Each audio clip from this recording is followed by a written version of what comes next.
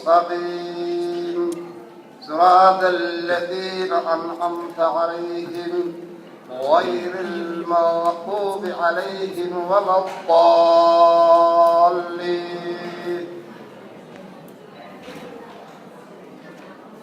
الحمد لله.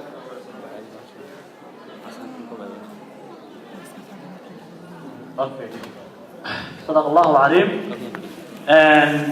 waxay la tahay dadku iska soo daba dhacayaan dad badan baa inta college registration kii wada 25 minutna habsan baynu nahay maadaama lagu fadhino the largest gathering of Somali intellectualism waxa fiican bay la tahay inaan horseed ku noqono waqti ilaalinta marka barnaamijkeena toos u bilaabayna waxa kelmadda koowaad ee barnaamijka oo soo dhaweynaya jeedin doona gudoomiyaha jaamacadda Hargeysa Dr. Mahmoud Yusuf Mose.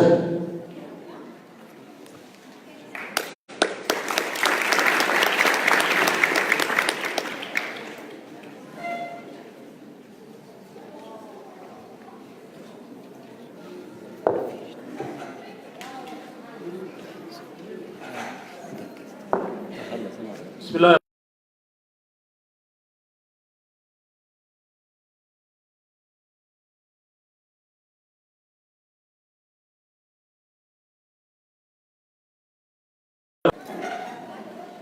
Scarcity wasiirka information iyo culture wasiirka warbaahinta iyo dhaqanka ambaasadarada ama safiirada halka jooga maanta dadka international community ka socda dadka beebariska jeedinaya intellectualka aqoonyahanka siyaasiyiinta dadka axsaabta qaranka ka socda iyo xukuumadda waxa la leeyahay salaamu calaykum warahmatullaahi wabarakaatuh.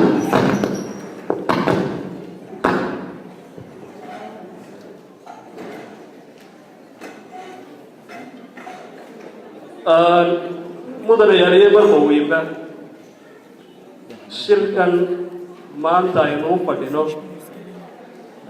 ururka cilmi baadhista Soomaaliya oo ah kiisii 13aad oo hadda aynu u fadhino iyo sanad guuradii 4aad ee la aasaasay waxaan la aasaasay 1978 waa markii afraad ee uu ka dhaco dhul ama meel lagaga hadlo afka Soomaaliga 2001 ayay ahayd jaamacadda Hargeysa oo markaa bilow ah oo 2 kulliyadood ay ka bilaaban yihiin waqtigaa inuu ka dhaco waa ilaahay mahadii hadduu mar labaad ku soo noqday ciid ama meel af Soomaali lagaga hadlo mar labaad inuu ku soo noqdo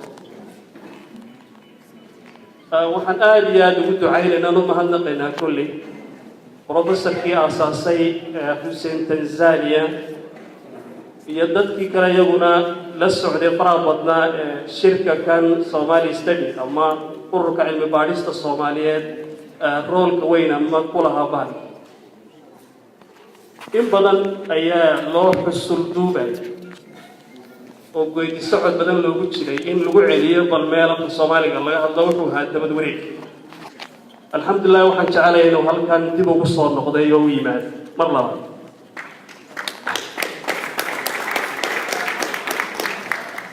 shirkan oo 3 sanadoodba mar dhaca waxaan jecelahay kol haddii halkan Somaliland ay tahay goob nabad jaacaduna ay tahay goob ay u dhamaystiran tahay 3 tiir ee jaamacaduhu ku taagan yihiin kala 3 pillars oo teaching iyo research iyo community outreach ay u dhamaystiran yihiin aanay tahay goob cilmi baadhis director of research ay leedahay ama goobta cilmi baadhista ay leedahay inuu halka wixii hadda laga bilaabo halkan ay u noqoto meesha uu salka ku hayo shirka kan ururka cilmi baadhista Soomaaliya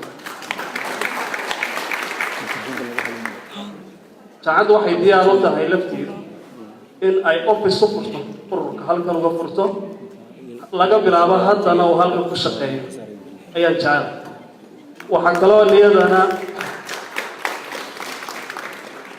tilmaamayna inta badan waxa gacanta ku haya waa dadkii hore ee qoraaga ahaa dad fara badan oo qoraaha sida professor Bulhan iyo rag badan oo intellectual oo fara badan oo muddo wax soo qorayay marka dadka yaryar ee faca yaryar ama generation-ka yaryar hadda soo korayaan inay wax ka bartaan oo hadda iyaguna ay bilaabaan beebaris aqoon badan baa ku duugan dadka afka Soomaaliga ku hadla waxa idinka warrami doona kolley wasiirka waxaa ku dhahay warbaahinta ayaa ka warrami doona dadka soo hadda ka sheekaysanaya maadaama ay taa tahay waxaan naguna jecel lahay in wax allaaliya wixii qabanqaabadiisa iyo 3 sannadood intuu maqan yahayba ay jaamacaddu sii gasho sii diyaariso laga bilaabo halkan ay baysu noqoto saan jecel waa sidaas aan ku talinayaa recommendationskiina marka soo saaraysaan inaad ku dartaan ayaan jecelahay aad ayaan ugu mahadnaqayaa xarunta dhaqanka iyo culture-ka jaamac muuse jaamac iyo Redsea oo iyaguna maxaa ku dhahday awood badan geliyay sanadadii la soo dhaafay sidii loogu soo celin lahaa meel afka Soomaaliga loo hadlaadiyaa barnaamijka waxaan aad ugu mahadnaqayaa Edna Adan oo hogaaminaysay coordinator-ka ahayd shirkii halkan lagu qabtay 2001 ama 2001 inay mar labaad joogto isagoo lagu qabanayo dadka speakerska ee jeedinaya beebariska iyo dhammaanba dadkiina ka soo qaybgalaya dhegeysanaya iyo marti sharafkaba aad iyo aad ugu mahadnaqayaa waxaan jecelahay halkan meesha jaamacad la yiraahdo waa meel ay dadku laabtiisu furanto open mind oo open heart maadaama beebariska la gedisan la discuss garaynayo oo wax badan taabanaya oo laga yaabo xataa xaaladda dadka Soomaalida ku sigayna maxay taabanayso laga hadli karo xaaladaha dadka Soomaalida ku taabanayso dhaqanka anthropology-ga afka wax walba la taabanayo in la isu dul qaato oo open mind iyo open heart lagu soo dhaweeyo oo la isku sawrayo iyo jacayl waayo Soomaalidu waxay tiraahdaa maan rag waa mudaciyaadkood oo la iskhilaafaya laakiin wax iska mid ah in waxaan ku soo gabagabeynayaa in shirkana wax ka soo baxaan oo hadduu entertainment kaliya noqdana oo beebaris la jeediyo haddana 3 sano kadibna beebaris hadda la jeediyo oo ilaa 7 la soo jeedinay oo aanay waxba ka soo bixin taalafteeduna meaningless ama macna darray noqonaya waxa wax ku fadhiyo marka bal dadkan daawadiisi afka Soomaaliga ku hadla inay shirka ka soo baxdaan oo rajeynaya waxaan si official ugu soo dhaweynayaa wasiirka warfaafinta iyo dhaqanka oo si official ay loogu firi doono shirka wana mahadsantiin wassalaamu calaykum waraxmatullaahi wabarakaatuh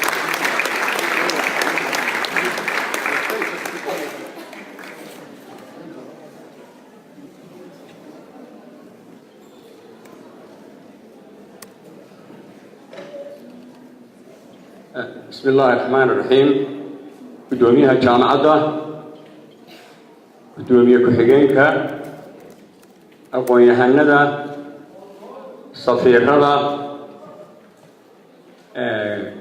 حبناها قرها السنة في جامعة معلمينها أرضيها مركز شرفتا دما سوق قلياشا قارها وليبا حبناها حسبيada qaranka waxaan dhamaan ku salaamayaa salaanta islaamka waxaan idin leeyahay nabad iyo naxariis kordhinaad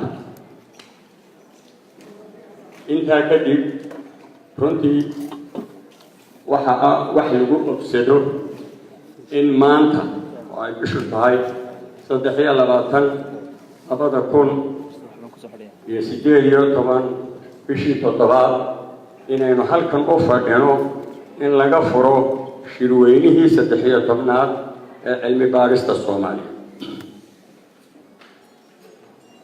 waxa kale oo noqonaya kii labaad ee lagu qabto magaalada Hargeysa oo markii hore loo yaqaanay inay tahay xarunta dhaqanka iyo suugaanta Soomaaliyeed imikana ay muuqato in u xiisiibinayso inay noqoto xarunta cilmi baarista Soomaaliya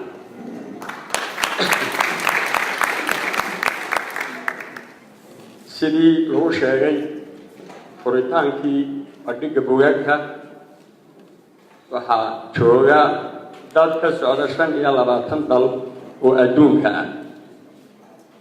تاسي وفرين توسا وأدونك الله دريو Somaliland inay tahay dal madax bannaan nabadgelyo leh horu socod dhan walbiina uu ka socdo dad badan baa waxay isku khaldaan Soomaaliya iyo Somaliland waxaa dhacday oon hubaa in aqoon-yahano badan oo shisheeyo laga yaabo in halkan iman lahaayeen lagu yidhi Soomaaliya colaadbaa ka jirta hase yeeshee ay u qaateen inay Somalilandna ka mid tahay sidaa daraaddeed martiqaadayaasha amiin dadka halkan ka soo qaybgalayaasha dibadda ka yimi waxaan ka codsanayaa inay fariintaan naga gaarsiiyaan Somaliland in aanay la mid ahayn kana mid ahayn Soomaaliya nabadgelyo jirto habeen hore waxaan arkayay Dr. Martin Orwell oo xilli dambe magaalada Lugayna suuqa haddaad tagtaan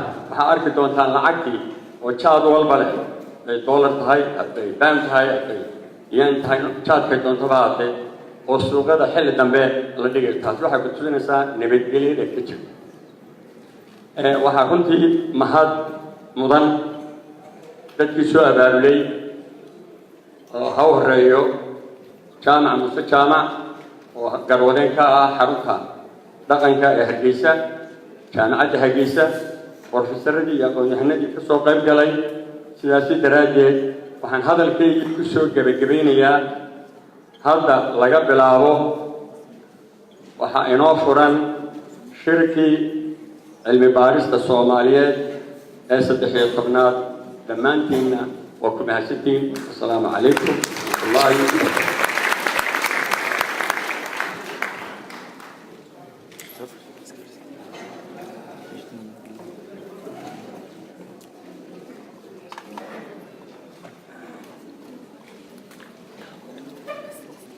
uu mahadsan yahay wasiirka dhaqanka warfaafinta iyo hidaha Somaliland mudane Cabdiraxmaan Cabdullaahi Guri Barwaaqo.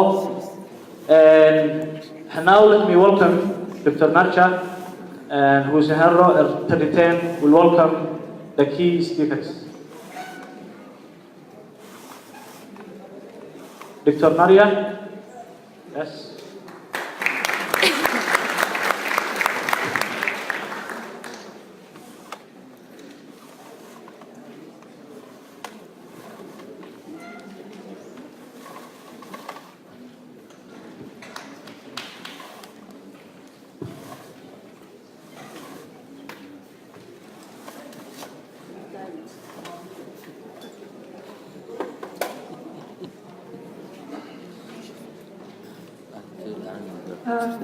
Good morning. Please, I would like to invite all the three distinguished guests, Lee is already, Edna and Hargeysa. Welcome. Good morning. I have been given the honor to introduce the next three speakers who will pay tribute to late Professor Hussein Adan, the first president of the Somali Studies International Association. Before that, I will, however, say a few words about the SSIA. I was asked to do that as I was one of the organizers of the previous Congress that took place at the University of Helsinki, Finland in 2015. Professor Liika Sanelli, who is one of the founding members and elders of the SSIA, will certainly also tell some more about the history of the association. And he has also, by the way, published on the history of SSIA in Bildan Journal, if you are interested to read more. The Somali Studies International Association, SSIA, was founded in 1978 by a group of interested scholars. That time it was stated that the major aim of the association would be to promote interest in and knowledge about Somalia and its neighbors in the Horn of Africa. Since its foundation, the SSIA has managed to organize 13 international congresses including this one in different countries and continents. The first Congress was held in Mogadishu in 1980, and after that the aim was to organize the Congress approximately every 3 years, and this plan has been pretty successful. Next Congresses were organized in Hamburg in 1983, Rome in 1986, another Congress in Mogadishu 1989, Rochester and Boston. I think it was organized in 2 places at the same time, in 1993, Berlin 1996, Toronto, Canada in 1991, Hargeysa 2001, Aalborg, Denmark 2004, Columbus, Ohio, United States, and same year also Djibouti in 2007, Lillehammer, Norway 2012, and Helsinki, Finland 2015. So according to my account, this is the 5th time that the Congress takes place in the Horn of Africa.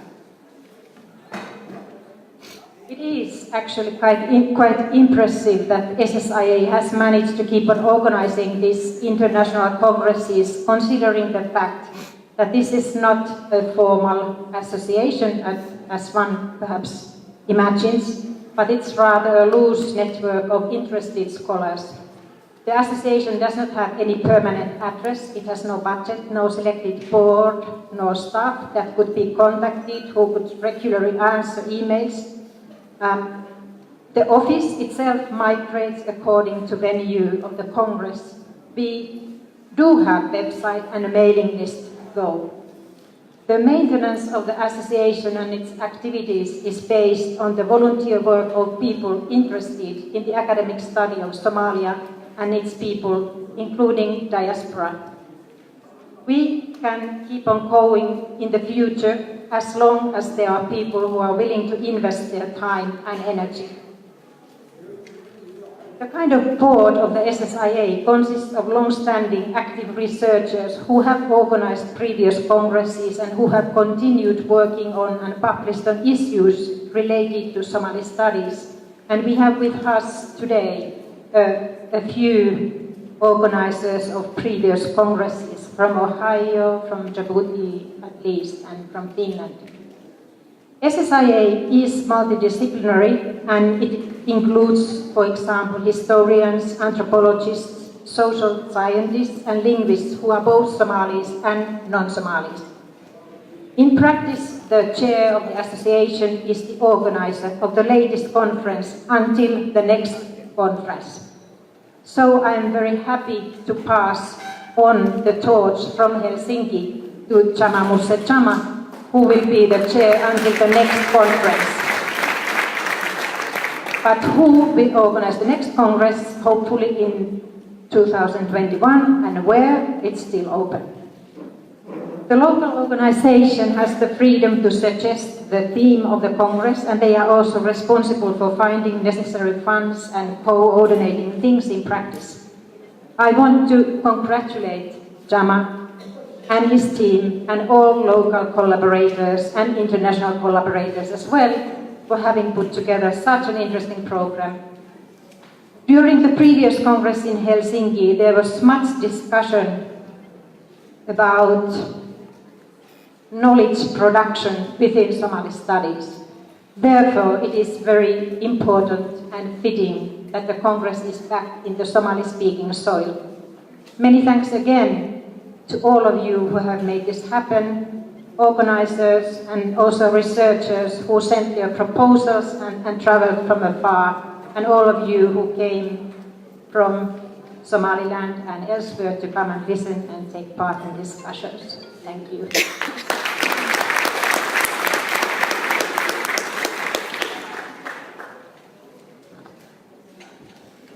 Now it is my great pleasure to introduce the next speaker. In the opening ceremony of the book fair, Edna Adan Ismail was not formally presented, as it was said, everyone knows her. Certainly this is true. Edna is truly an amazing Iron Lady, a role model, source of continuous inspiration for many of us. She has been called the Muslim Mother Teresa. Edna Adan was trained as a nurse and midwife in the United Kingdom. She was Somalia's first qualified nurse midwife. Edna returned to Somaliland and built from scratch the Edna Adan Maternity Hospital, which officially opened on March 9, 2012, in land donated to her by the regional government at the site formerly used as a garbage dump. Edna has tirelessly fought for the health and rights of women and children, women and girls in particular, and she has worked against female circumcision long before the practice gained wider attention in the West. Edna has done a remarkable job by training much-needed nurses and midwives to work in the region. In addition to her work in the health sector, Edna has served the government of Somaliland as a foreign minister. She has been recognized by several international awards and recognition. I had the privilege to meet Edna for the first time in 2001, when I myself first time visited Somaliland to attend the SSIA Congress that was organized in Hargeysa. She made the impossible possible, and we had the most amazing conference in this very same hall. She also was the co-editor of the Congress book, War Destroys, Peace Nurtures, together with Richard Ford and Hussein Mohammed Adam. I must say that in 17 years, Hargeysa has changed, the university has developed, but I feel that Edna looks and is exactly the same as 17 years ago.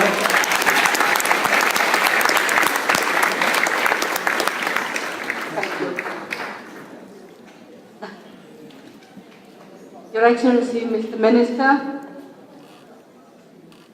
the President of Hargeysa University, Your Excellencies ambassadors, members of the government, invited guests, ladies and gentlemen, it is a great pleasure to be standing on this very tall podium again. I probably need to grow a little bit more. But I would like to take you back a few years and maybe explain a little bit before Professor Lee Casanelli does, what was the logic behind having the Somali Studies? One of the many reasons why this came about was because there was the African studies, and there were the Asian studies, there were Arabic studies, there were Latin American studies. Every nation in the world had some studies highlighting the strengths, the research, the literature of these countries. And late Professor Hussein, a visionary and a proud son of Somaliland, was one of the people who said, and why not a Somali Studies? Do we not have many things to share with the world? Do we not have literature, poems? Do we not have traditions? Do we not have many things to highlight and bring forth to the world to get to know about the richness of the Somali people? And I'm so proud, and Alhamdulillah, I'm proud to have been part of that and to have attended many conferences of the Somali Studies International Association, whether in Mogadishu, in Rome, in Hamburg, and of course in Djibouti and in Toronto. In '98, the Somali Studies Congress was held in Toronto, and I happened to have been invited as someone who had attended all the other conferences, not knowing that there was a trap. That at the end of that conference, I was required to invite the participants of that Congress to attend the following one in Somaliland. Now, in 1998, many of you know what Somaliland was like in 98. We barely had the landmines removed. We had no big hotels. I think Ambassador was still under construction. There were hardly any roads, no restaurants, no homes. None of these tall buildings that you see in Hargeysa and throughout Somaliland today did not exist in 1998. But we had the pride and the determination of Somalis. And we said, yes, we will host it. Because Somalilanders and Somalis, wherever they may be in the Horn, are known to be generous people, welcoming people. It is our tradition, it is our culture. That when somebody says, would it be possible for me to come to your home? You say, of course. And we said, yes, welcome. At that time, I was building a hospital, which was barely off the ground. But I had started training nurses at the time, and one of them is now looking after the first aid station there. They were barely 6 months in their training, very scared, very young, frail little students. That's all we had as ushers. We had no internet. I had the privilege and the responsibility to bring and attach the first internet connection to this university. We fixed this hall, we built some toilets, we built septic tanks, we brought in electricity, and we did what we had to do to welcome 300 participants to attend the 8th Congress of the SSIA in Somaliland.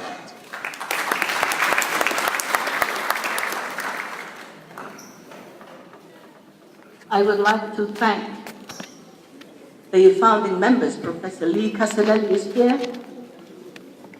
Professor Richard Ford could not make it because of other commitments. Professor John Johnson, Charles Gashekta, and so on and so on and so on. Eminent scholars, international scholars. All of them, they're still around, wish us well.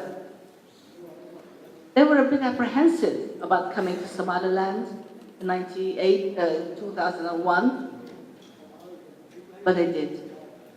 And I'm so happy that many of you are here today to witness with us the transformation that has taken place in Somaliland and that has taken place in the Hargeysa University. And I commend the president of Hargeysa University for all the development and the change, the positive change that he has made happen during his tenure. As a Somalilander, I thank you, Mr. President.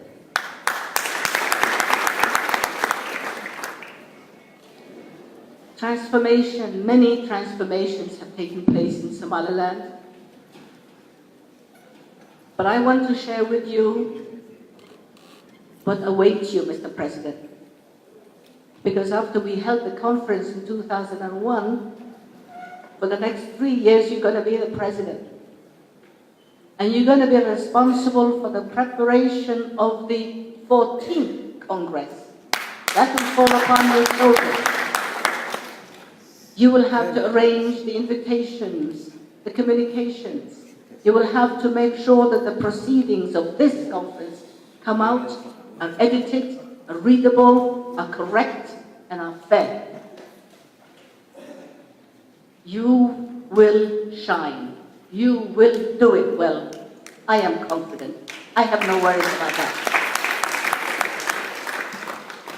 But a little while ago, the word health was mentioned. And when one says health,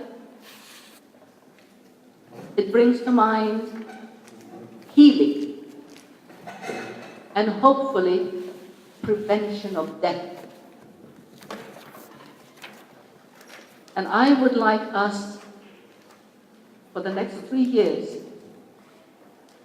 all Somalilanders and every university to join hands to prevent the death of our women and our children. And I'm saying that because last night we had a woman brought from the other side of the Ethiopian border, as always. We get that 3 or 4 times a month because she had eclampsia. She couldn't be helped in the border station, and she was transported further to Hargeysa. Along the way, that mother, that wife, that sister, that daughter of somebody, probably mother of other children as well, passed away. She passed away, and they brought her to me, to us, the baby half in, half out, dead.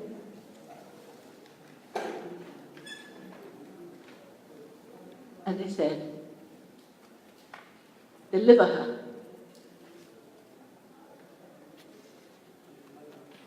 You deliver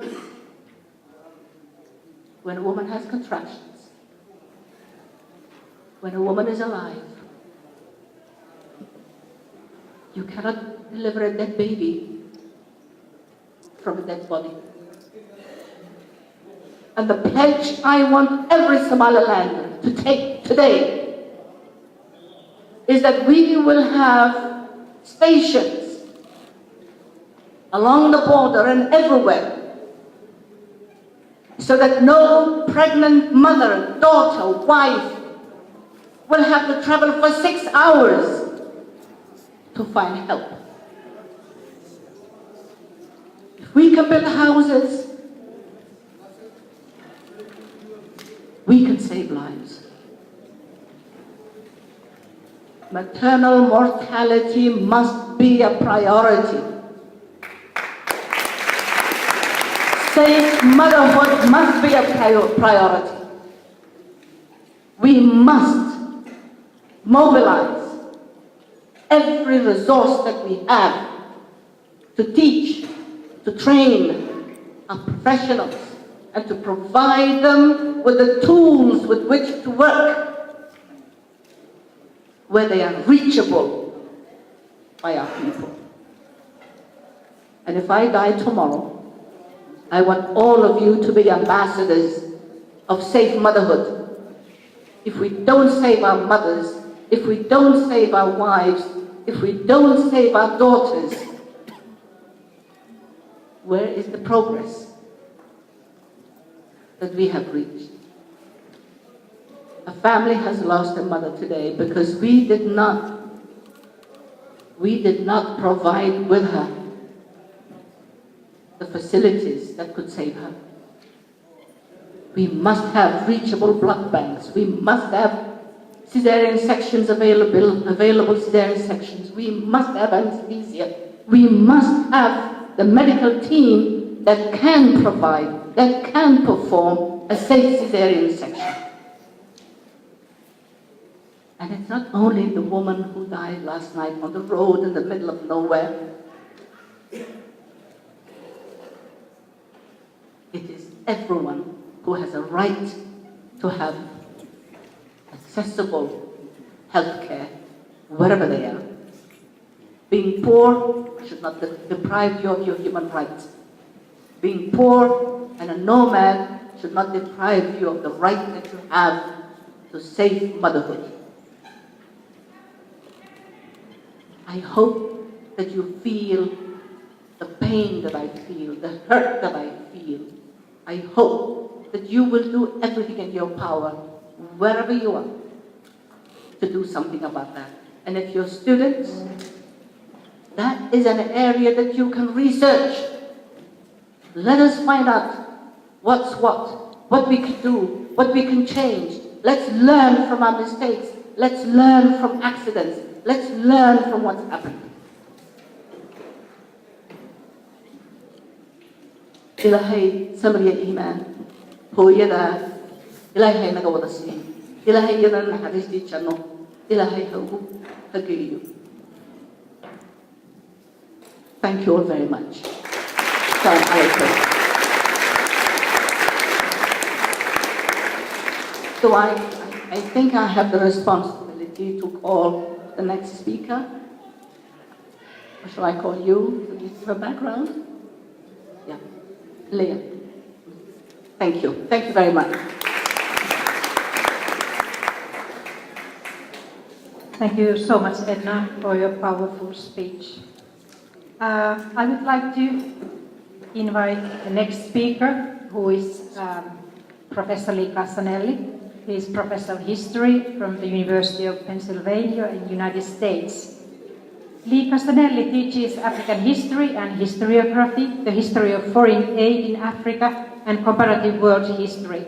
His research interests focus on the Horn of Africa, in particular Ethiopia and Somalia, from the 18th to the 20th century. Books and monographs of Lee include The Shaping of Somali Society from the 15th century to 20th century, Victims and Vulnerable Groups in Southern Somalia, a co-edited collection on the struggle for land in Southern Somalia, The War Behind the War, and hosts and guests a historical interpretation of land conflicts in southern and central Somalia. Lee is currently working on the collection of essays on the uses of the past in contemporary political and cultural debates in the Horn of Africa, exploring how individuals and communities rethink and remake their histories in times of war, displacement, and resettlement. This includes research on history and memory in Somali refugee and diaspora communities in Eastern Africa and overseas. Importantly, Lee is also helping to produce and publish Edna Adan Ismail's memoirs. Welcome, Lee.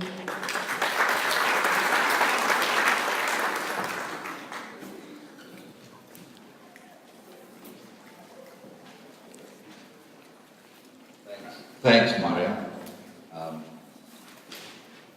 President Mahmoud and Minister Rahman, colleagues, friends, students, thank you very much for the invitation to Hargeysa for this installment of the Somali Studies International Association Congress. I've been fortunate to attend all but one of the previous 12 international congresses which the Somali Studies Association has convened. This is the first Congress where our beloved founder, Dr. Hussein Adam Tanzania, it's the first Congress where he was not either present in person or encouraging the organizers to carry on from his home in Massachusetts, where some of you know he was from 2002 always caring for his beloved wife, Fatima.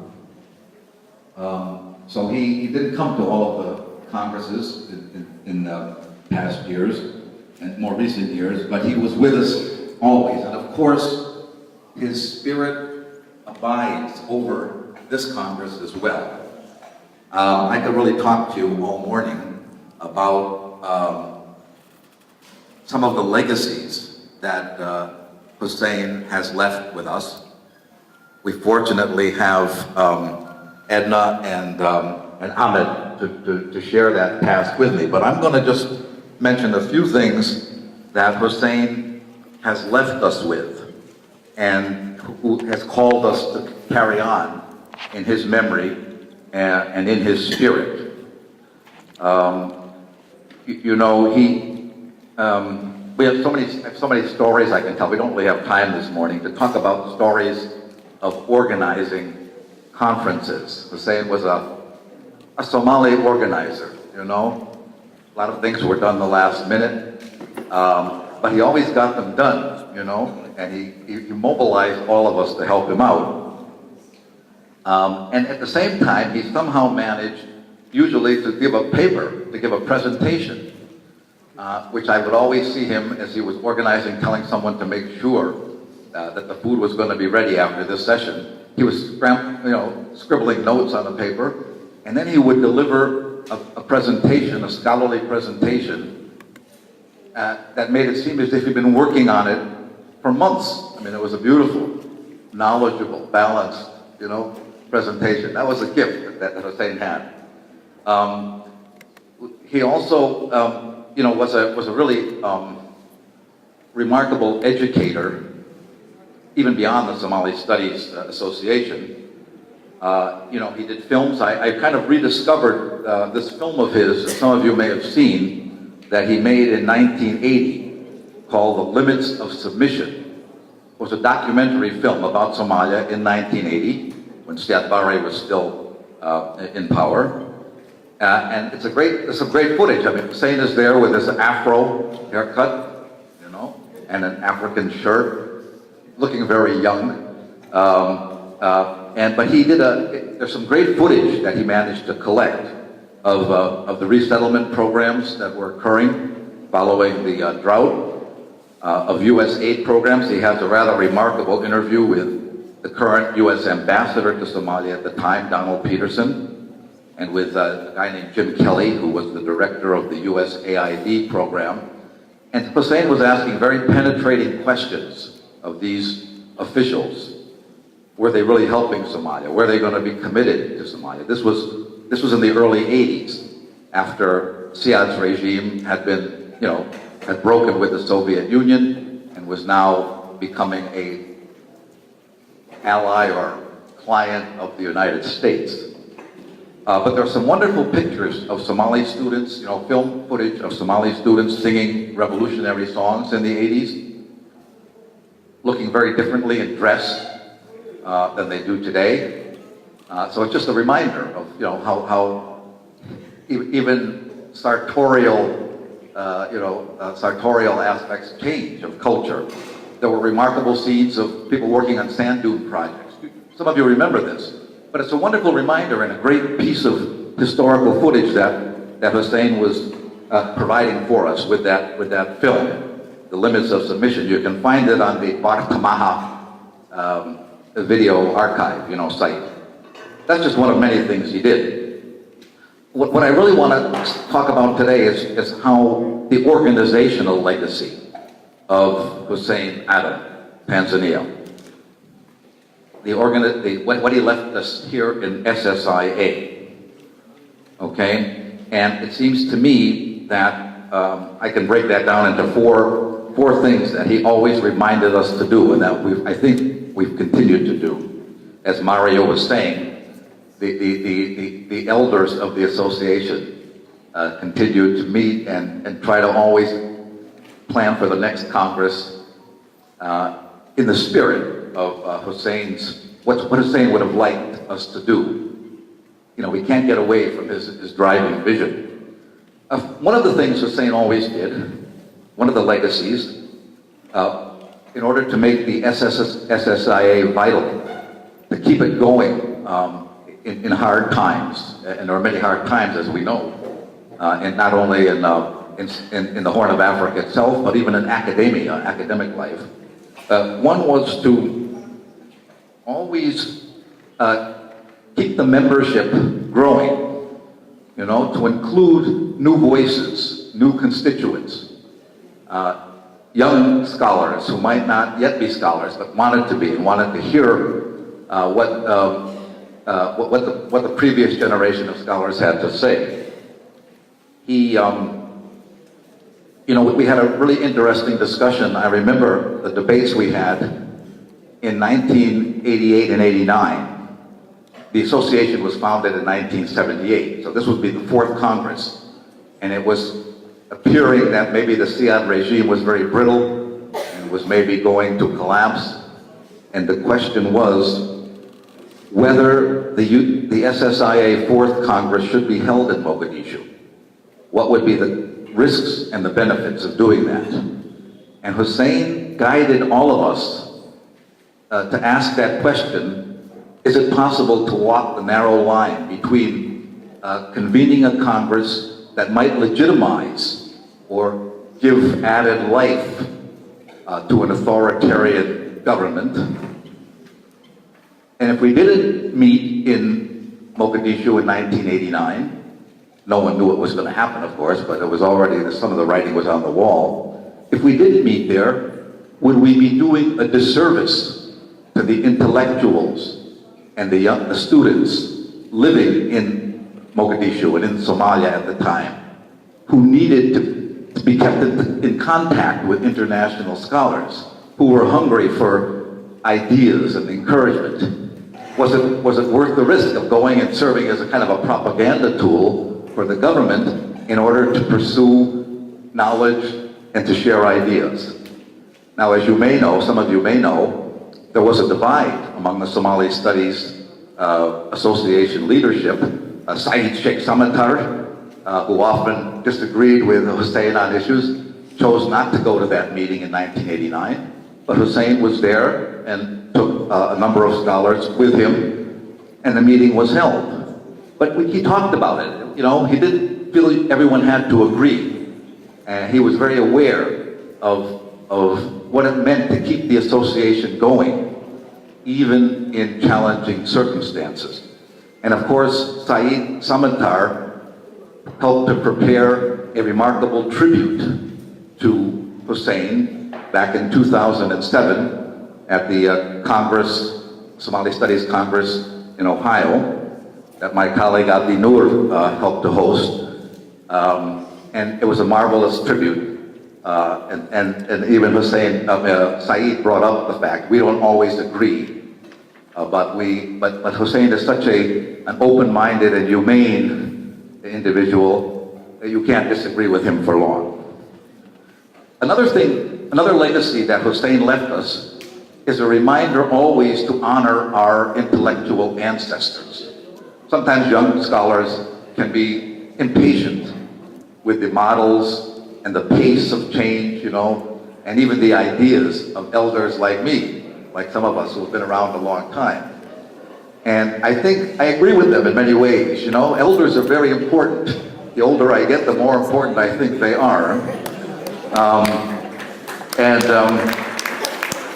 But I think we always have to be open to new ideas and new constituents. And what Hussein would often say is that let's not forget that we're building on the histories, the collection of materials, documents that scholars, both foreign and Somali, have left behind. So Hussein, I remember when we were helping to organize that 1993 Congress, I was helping him, that was held at Holy Cross College, which was where he was teaching in the United States, and he wanted to honor Ali Mazrui.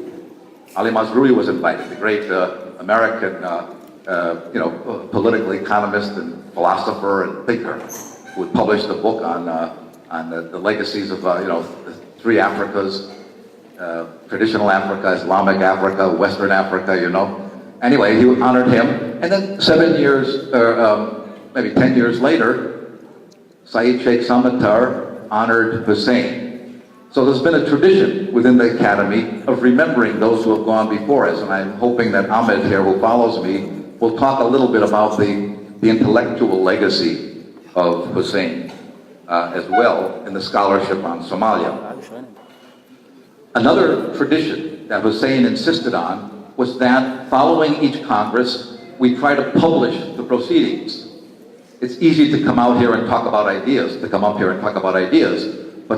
you have the discipline to put your ideas in paper, to revise them, to kind of preserve them, you know, for next generation to read.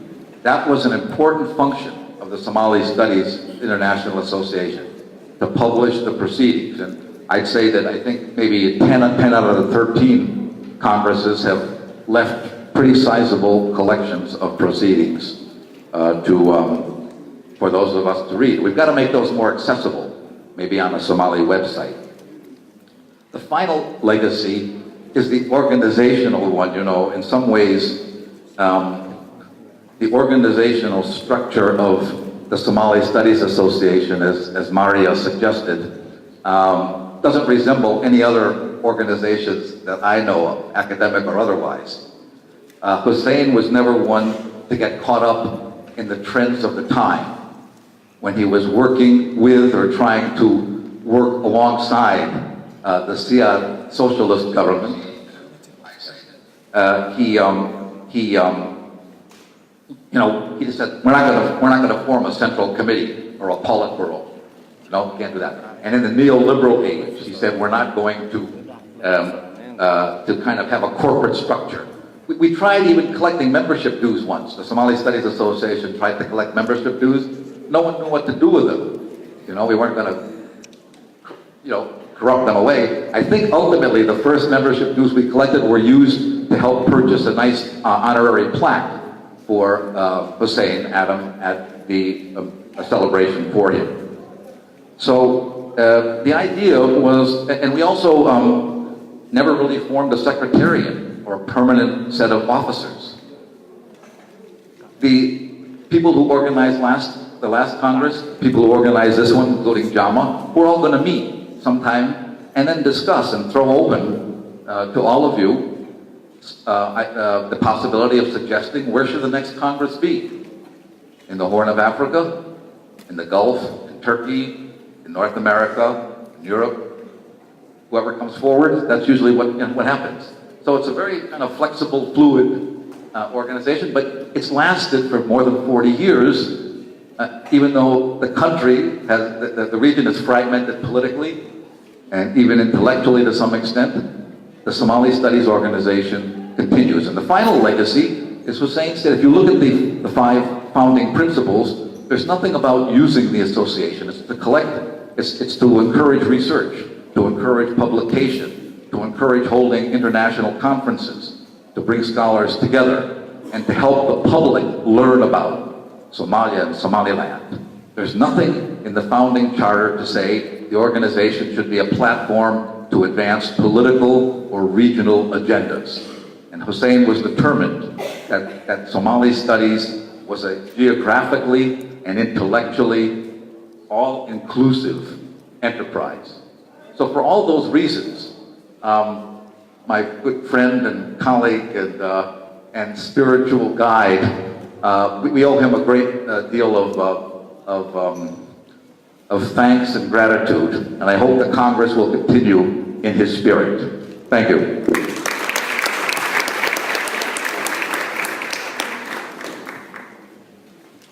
Thank you so much, Lee. I have honor to introduce the next speaker, who is Ahmed Ismail Samatar. Ahmed is James Wallace Professor and former Dean of the Institute for Global Citizenship at Macalester College, United States. He has published widely and lectured, as well as conducted workshops across North America, Western Europe, Australia, New Zealand, on the topics of his expertise, such as global political economy, political and social theory, African politics, leadership and the state, and Somali studies, of course. His current research focuses on globalization and rise of Islamic consciousness, as well as democracy and leadership in Somaliland. Ahmed is the editor of Bildan, an international journal of Somali studies, which is an invaluable source for anyone interested in Somali studies. Also, the selected papers of the Helsinki conference were generously published as special issue of the journal. Ahmed is originally a Somalilander, as he was born and raised in the Gebile district, not far Hargeysa. Welcome, Mike.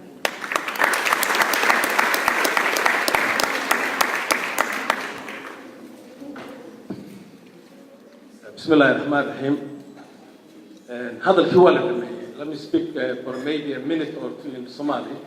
هذا الكوالد دمي مركا أنو أحد كده يأدي إنه سوق عبيه إنتان كتر أيه مرتدين كستوي يجوه الرئيسي and because also time is running short, I would like to compress my presentation as tightly as I can. Let me begin by thanking Dr. Jama, good friend and a colleague for now a long time.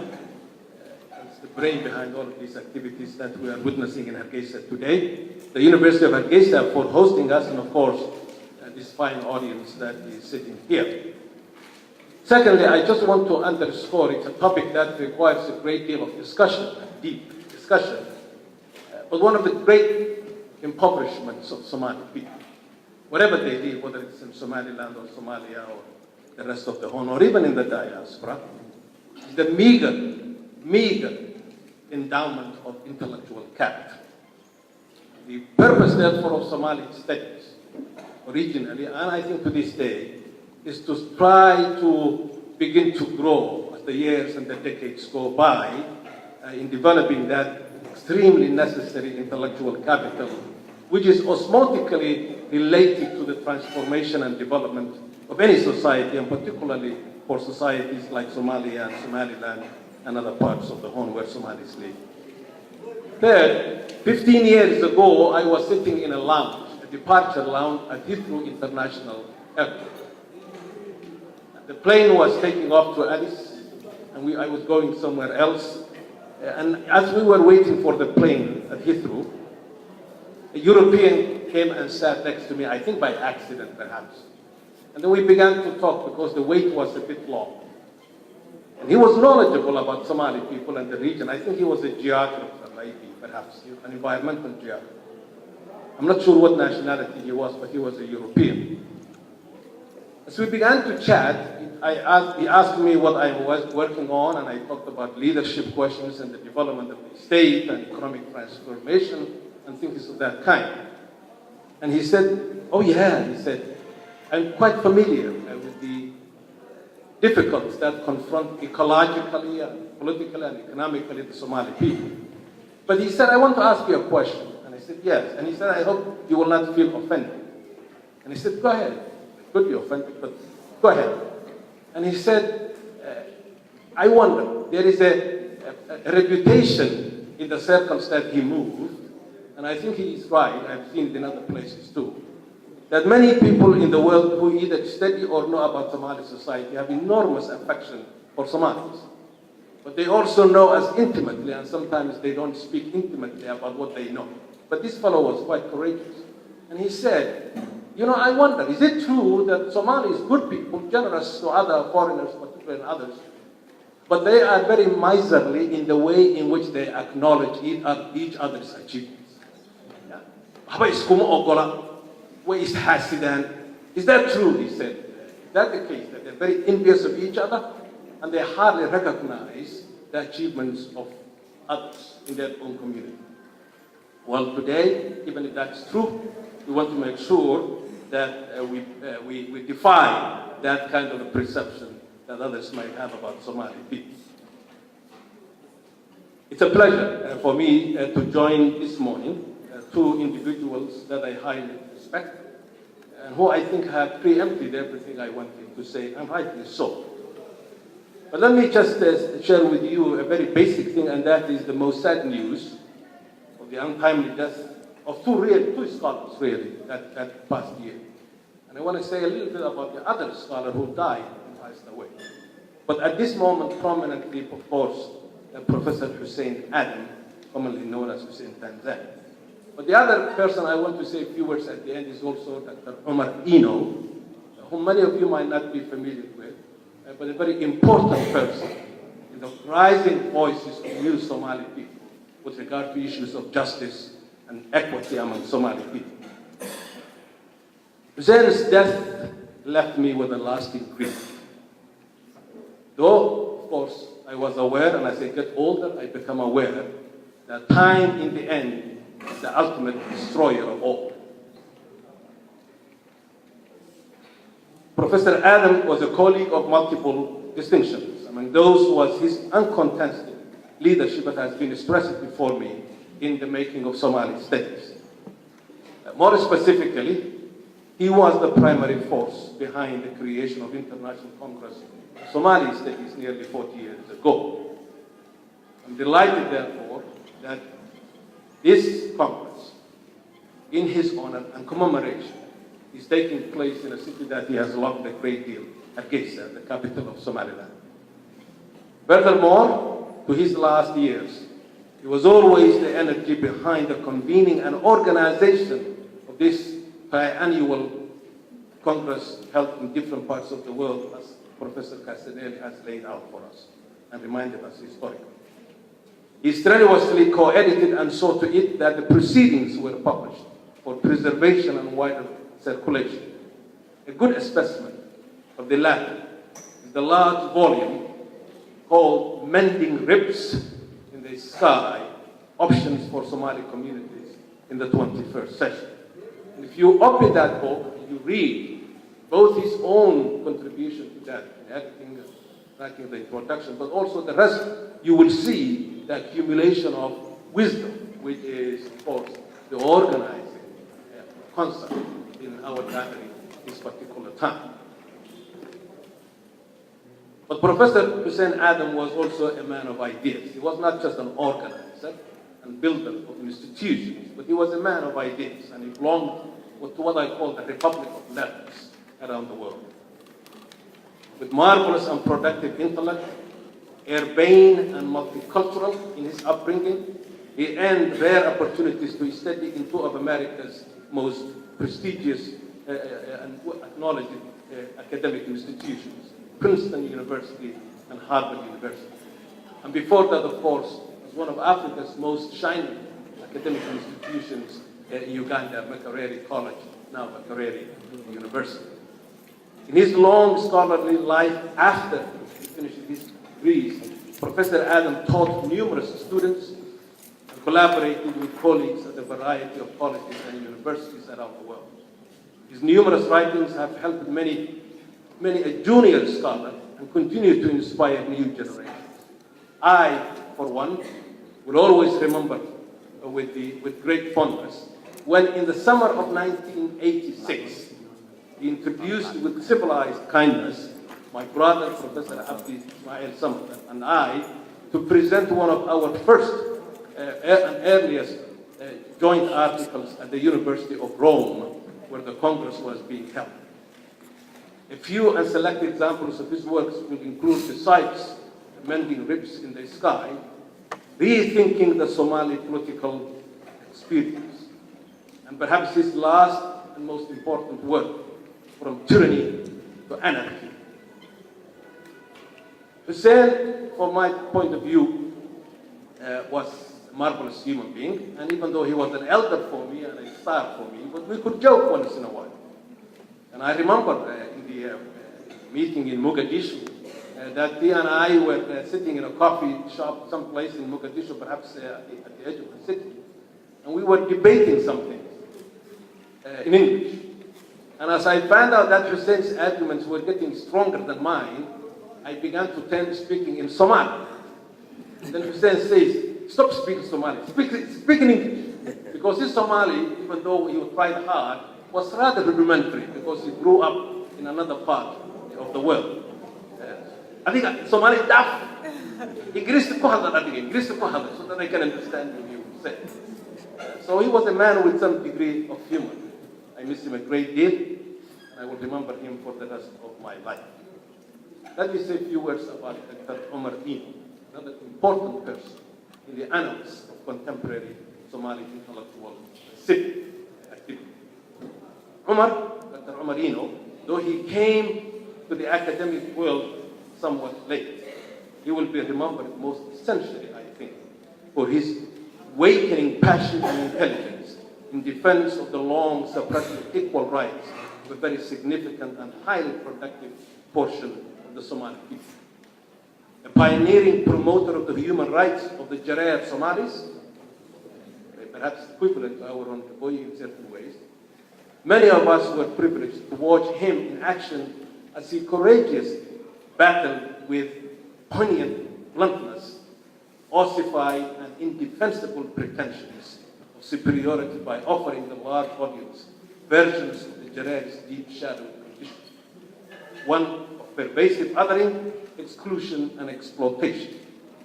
The Somali people need Dr. Umar Dino now, perhaps more than ever, as the mindless but abominable duels over perverted identitarian claims and counter-egotistical assertions continue to block the coming at once of sensus communis and the collective assent, the steep phase of transformative and practical democratic republicanism. In my conclusion, therefore, for those of us who want to remember both Professor Adan and Dr. Keynote and what they will mean to us then and what they will mean for us in the future, I think we might find these lines from the distinguished American poet Marian Moore worth sharing. Marian Moore says, quote, "Life is energy. Life is energy. Energy is creativity. And even when individuals pass on, they die, inevitable end of time, energy is retained in the work of art or scholarship, locked in it and awaiting release if only someone will take the time and the care to unlock that wisdom." Thank you very much.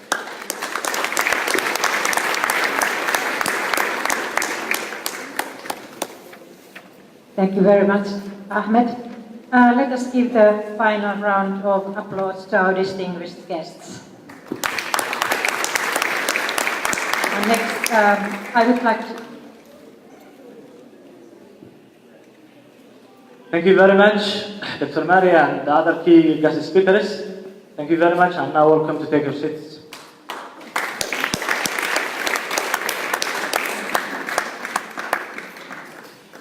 Okay, I think we are a bit speaking in English, so now we'll switch to Somali. And imika waxaan ku soo dhaweynaya stage-ka nin Somaliland aad uga wada caana, doctor caafimaad ahaa, halgankii Somaliland ka soo qayb qaatay laguna xidhay. Somali Studies shirarkiisii horena door muhiim ah ku lahaa. Jaamacadda Hargeysana imika kala shaqeeya research-ka. waa Dr. Adan Yusuf Abukar.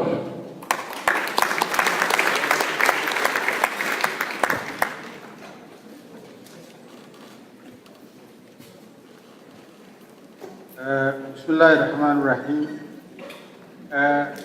Inkastoo aan sida Maxamed yiri uncaalay inaan Soomaali ku hadlo, laakiin marti badan baa nagala joogtaa international ودبدأ كيمين وأنا أبتي قرني وحنا نشعر إسلام بركة إن أرضية الجامعة في كنشوجا إن ده في إنجليزي كان فهد لأن أقول نقطة براكتس وفي إنجليزي هو الحوشية لأن في الصومال هو قرني مركز كده هو ده أنت يا رنا أيوة حفارنا يا الصومال الصورة في إنجليزي. And good morning, ladies and gentlemen. I would like to welcome you on behalf of the local organizing committee of this Congress, the 13th Congress, who were composed of two committees. One was organized by the Hargeysa Cultural Center, which is, and the other committee was organized by the Hargeysa University.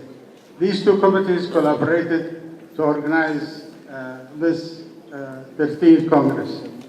I would like to thank very much Dr. Mahmoud Yusuf, the president of Hargeysa University, and his vice president Saeed for their support.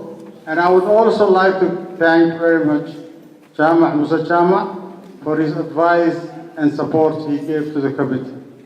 I would also like to thank the international who really helped us with this organization very much, like Michael Walls and Martin, Norway.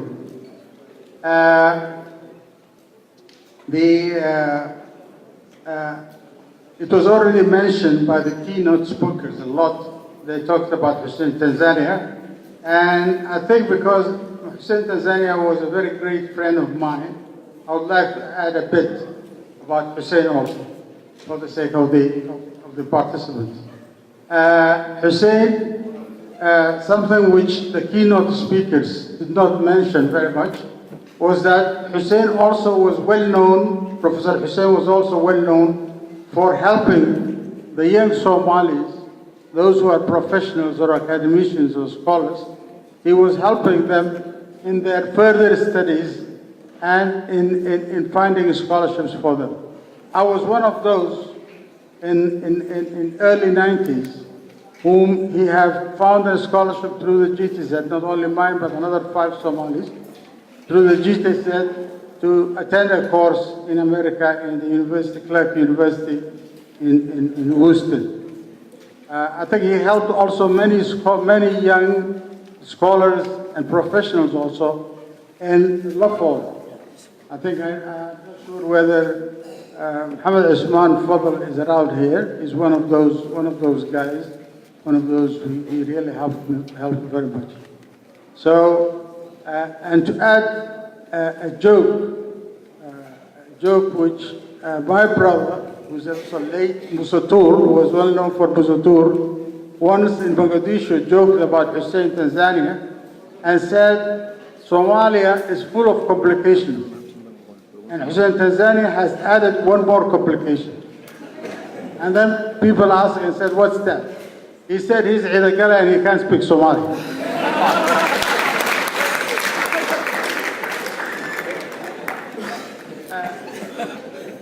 Edagala is a subclan here from Hargeysa who are known for their knowledge of Somali and poems. So that's just a joke about Hussein Tanzania. Now, of course, because of the time, which is very short, I would like to introduce the next speaker, Chama Musa Chama.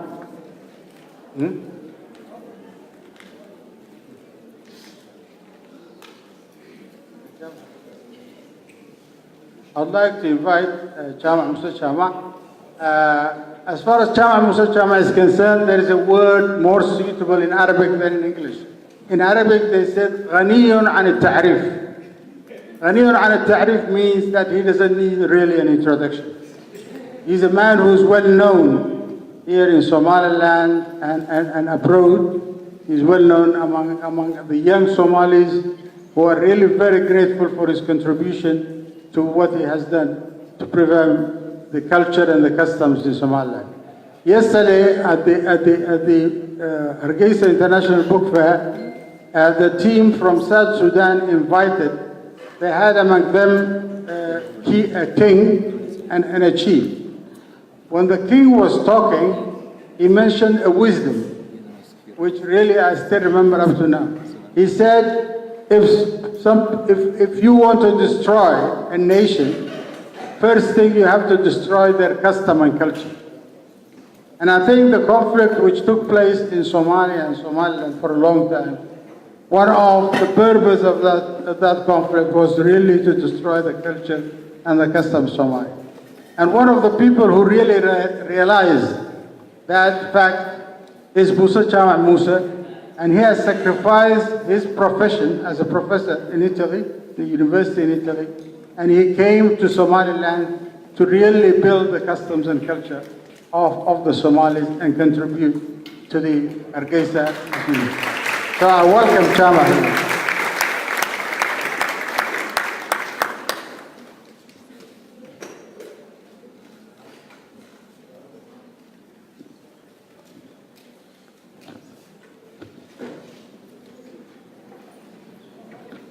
بسم الله الرحمن الرحيم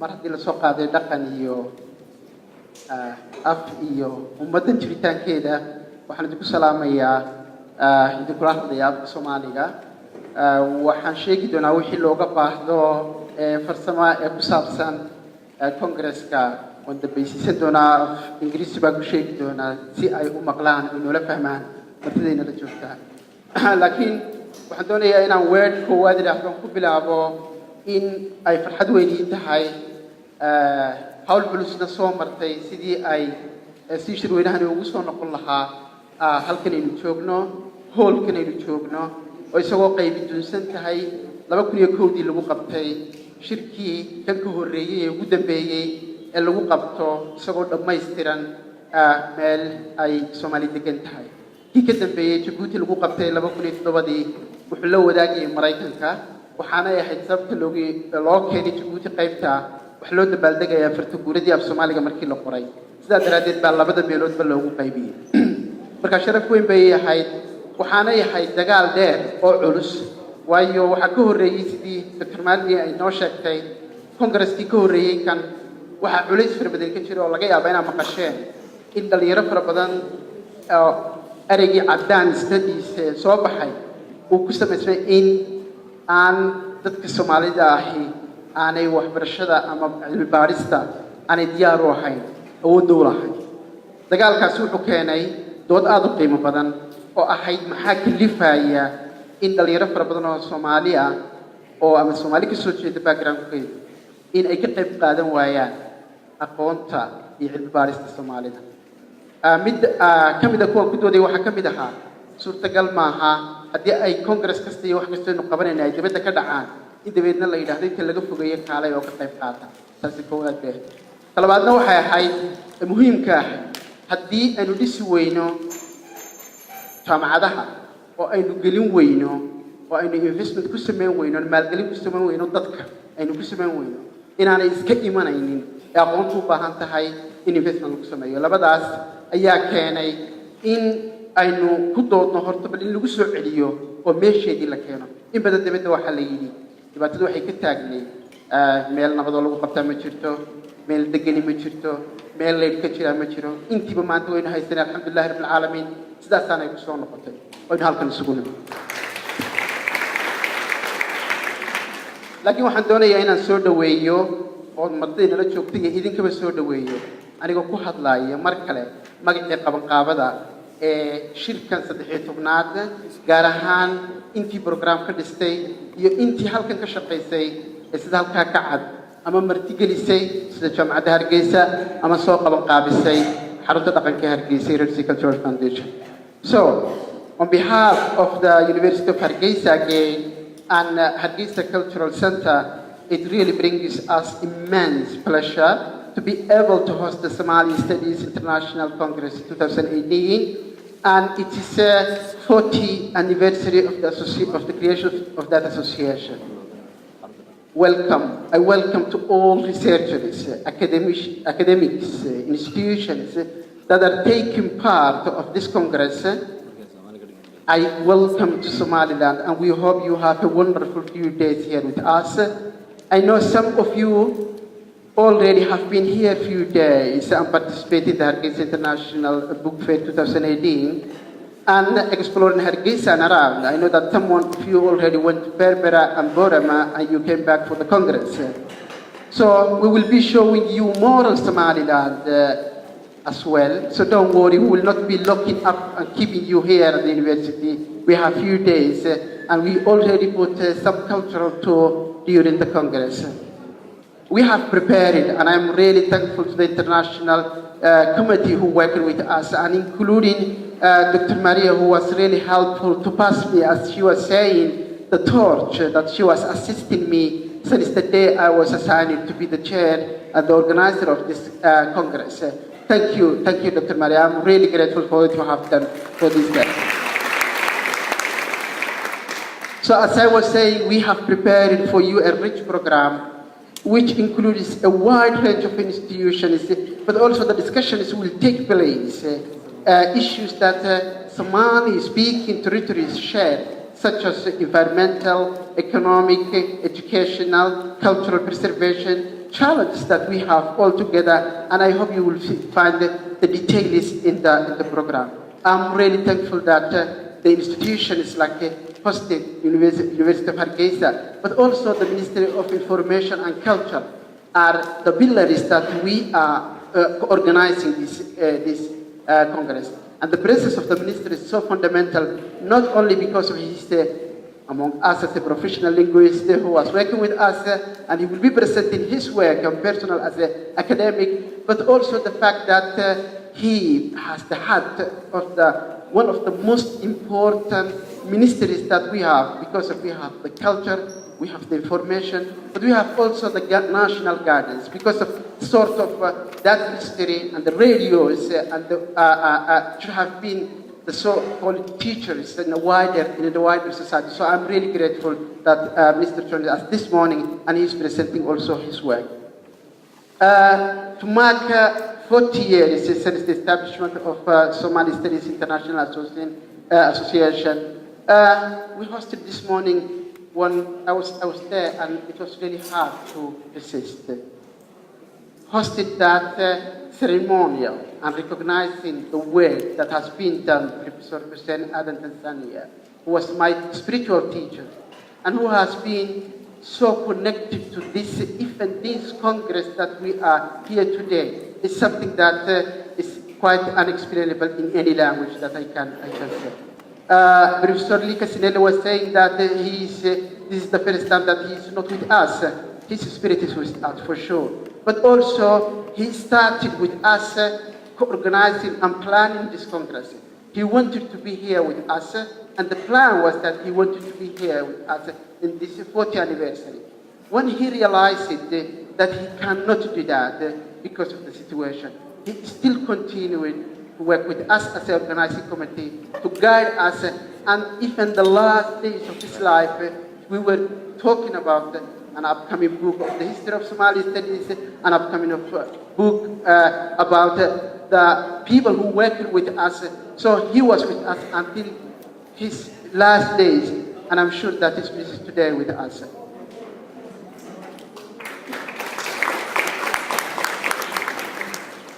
Therefore, the Hargeysa Cultural Center, along with the papers of the Somali Studies International Congress that we are here, we will publish an edited volume of a selected multi-sectoral scholarly papers to honor Professor Hussein Adam's remarkable work in Somali studies.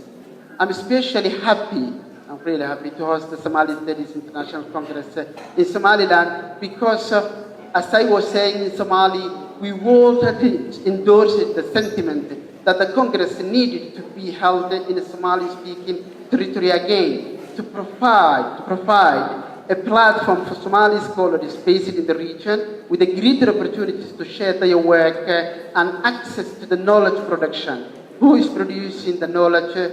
For whom we are producing? If we let it away from its soul, of course, it will not have effect. You will have noticed it when you see the proceeding of the International Congress for a few years. You would see the indigenous knowledge, the knowledge production, things that touch the life and the wisdom of these people. But if you observe for the last 10 years, you will see piracy, terrorists, the Al-Shabaab problems. That was becoming the International Congress, because that was the issues that was banning someone who was studying the Somali people. Now, what we succeeded, and I'm really thankful to the scholars who worked with us, we brought back, and you will see the rich program that you have, something that has to do with the literature, with the beauty side of Somali people, with the indigenous knowledge, with the creation of knowledge of this society. That was what we wanted to have when we were proposing to host the Congress in Somaliland, and that's what we succeeded to prepare at least. And I hope each of you will find something that they feel interesting in this aspect of the knowledge production. I always considered the media and the journalists as the teachers, as I always say. So in the last few words, I want to remember Yonis Ali Noor, who passed away just a few days back. He was a seasoned journalist, someone who worked and invested in journalism and produced different sort of a terminology, Somali terminology to use. So I want to remind, for those who doesn't know, that unfortunately our colleague and friend passed away 2 days ago. Finally, has been 3 long years, and I know that with the University of Hargeisa, with the president, and with the local organizing committee, we will work in another 3 years in order to prepare the next Congress, which will take in somewhere in the world. But what I want to remind is that every Congress has also the production of proceedings. I have here, yesterday is not behind, edited by Khadr Dirani, one of the last edited proceedings of the Congresses. I know that the last issue came in through Bildan, so we'll be having also the latest Congress papers. And we promise, and we are working on it already, that the scholars who submitted not only the abstract, but already submitted their full papers will have in short time with the University of Hargeisa to come up with that publication. So I am hopeful that the things that will come will not be only just a talk, a discussion. It's good to talk, it's good to debate. It is there where the information comes and where the people understand each other. But we also promise that some tangible results will come to this Congress.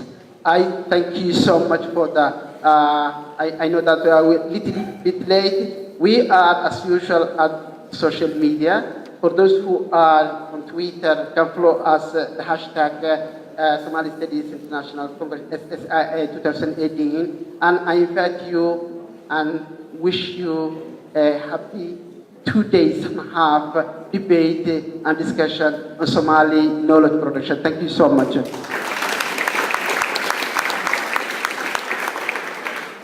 Just one last thing for the international guests who are here with us, for some practical information that should be communicated by the local organizing committee.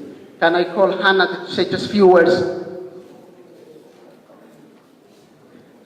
Thank you, Dr. Chama. Thank you very much. I'm really also thanking to the very valuable professors, academicians, and politicians who are here. And to add on that, Master Guru Barwaga is not only the Minister of Information here, he was also the former director of Gari Institute of Somali Language and Literature. Thank you very much.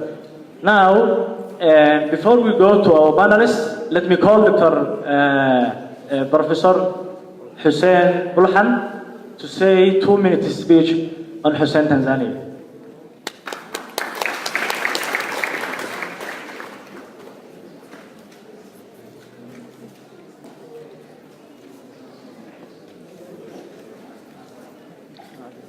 Thank you.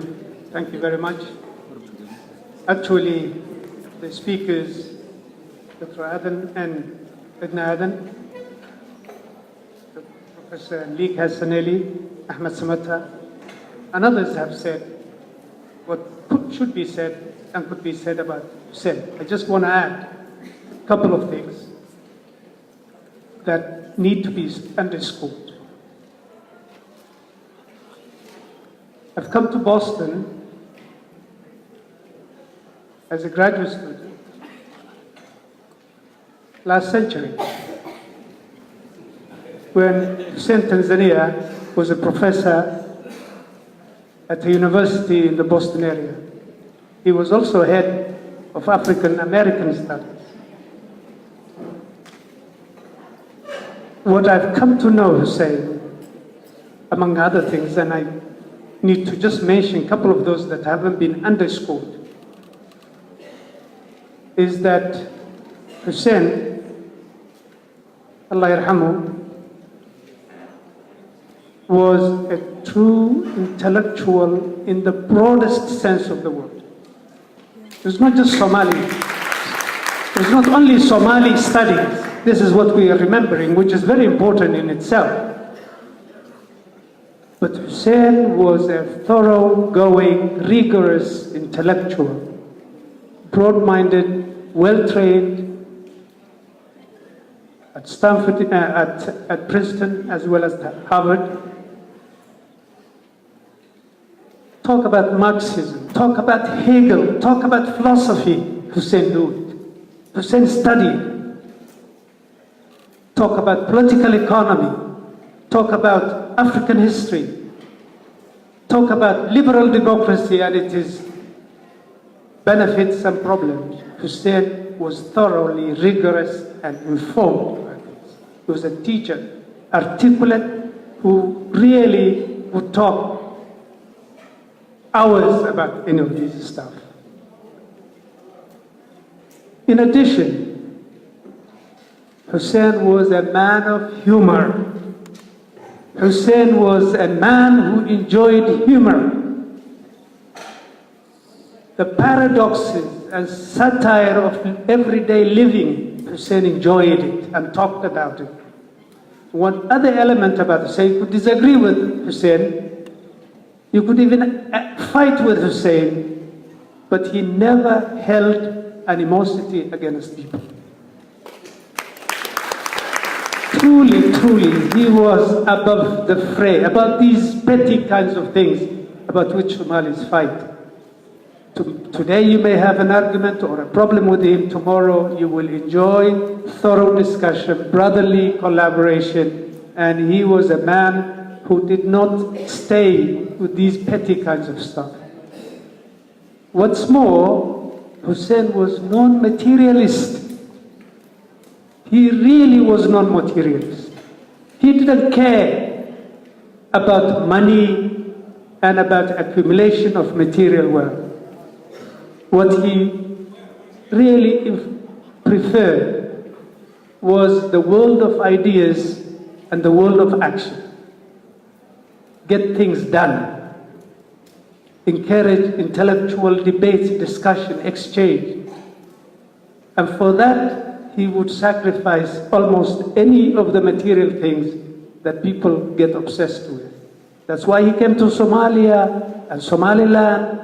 And that's why, while at the height of his professorial rank and intellectual capacity, he preferred. He was among the very early Somalis who have come back to the land. Lastly, I want to emphasize, Hussein was a scholar of Frantz Fanon. His dissertation at Harvard was on the social and political thoughts of Frantz Fanon. He was a true Fanonian scholar. He preceded us, those of us who were later interested and really got caught up. And it is because of that, in large measure, and because of the person he was, that he decided to leave America and the academia of life to come to Somali society and provide service. Following Frantz Fanon's thought, who said, to educate people, preserving in all their relations the basic values that constitute a human world, is the prime task of those who prepare to act. Frantz Fanon presented ideas, but the most important thing is to act on those ideas. And Hussein was a prime example and model for us. Thank you.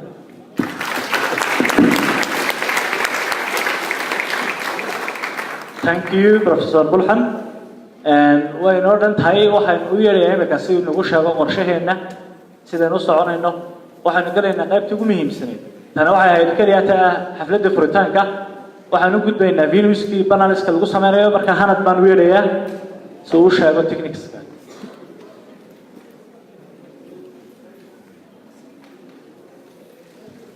Assalamu alaikum. Bismillah ar-Rahman ar-Rahim. If I could firstly start off by welcoming you all on behalf of the local organizing and logistics team and my colleagues who are all milling around and you've probably met at the registration desk. With events of this scale, they usually say the best to last, but unfortunately I've been tasked with doing the mundane but important task of doing the housekeeping, so I shall try not to keep you very long. If I could start off first with health. With health, we've got a first aid station that has kindly been provided by the Edna Adan University Hospital and the University of Hargeisa's medical school, which will be in Block High where most of the events will be happening. And that will be staffed by Kaltun Yasin and her lovely team. So I'm sure they'll take care of you. If you do feel unwell, be sure to make your way there or speak to one of the volunteers and they'll direct you to where you need to go. I would say to stay hydrated, as it does get quite hot, particularly during the afternoons. And staying on the topic of staying hydrated and nourished, food and refreshments will be provided to participants and guests every day between 11:30 and 12:45. Also in Block I. So most of the events will be taking place on that side of the university. If you do find yourself needing to use the toilet facilities, they are also located in Block I, and they're clearly labelled so you won't miss them. I must mention that they do comprise of both the bowl and the Arabian variant, so do choose wisely. On internet's obviously a bit of a problem in this country, but Wi-Fi will be provided in all of the rooms, and it will clearly be stuck up on the wall so you can access the internet. And Dr. Jam has already mentioned, but if you could use the hashtag SSIA18, hashtag Somali Studies, and do follow the @Somali_studies account, that would be much appreciated. I'm sure you've all been issued tags when you first registered and arrived, so please do wear them at all times, both for security reasons and obviously to access the different panel sessions. And on a more exciting note, or also mentioned by Dr. Jama, we do have excursions outside of the city. So there's a trip being organised to Lascaux. And you must register by the close of today. So at the moment, registration is taking place at the registration desk. So if you are interested, go and speak to my colleagues who are there. If not, speak to one of the volunteers once the registration desk closes, or once we're back at the Culture Centre for the afternoon. And could I finish off by thanking the University of Hargeisa has provided us with the volunteers who are in the high-vis jackets, who've been working very hard and have been training for the event here. And I think it's worth giving them a round of applause. So thank you very much. wuu mahadsan yahay wixii venueska wifi-ga iyo wifi-ga iyo wixii loo baahdana jacketska protocolka jacketska iyadoo xidhan baa idin tusaya waxaan ku soo gabagabeynayaa in markaynu ka baxno hallka bannerka ku yaala photo group aynu ku sii gali doonaa kadibna barnaamijkeena baa inoo bilaabi doonaa taasoo inagu xidhan yahay. Assalaamu calaykum waraxmatullaahi wabarakaatuh.